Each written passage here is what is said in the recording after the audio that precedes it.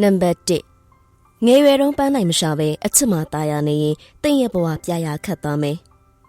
နံပါတ်2တင့်ရဲ့ဘဝကိုစာအုပ်တွေကမြင့်တင်ပေးနိုင်နေဆိုတာကိုစိတ်ချလက်ချယုံကြည်အားကိုးပါမလုပ်တတ်ဘူးမပြောနဲ့အလောက်ကတင်သွားမှာပါ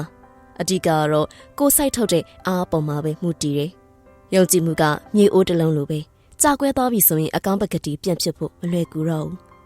မသိရင်မေးမှသိပါမယ်မေးရတဲ့တတိယလူတိုင်းမှာရှိတဲ့အရာပါ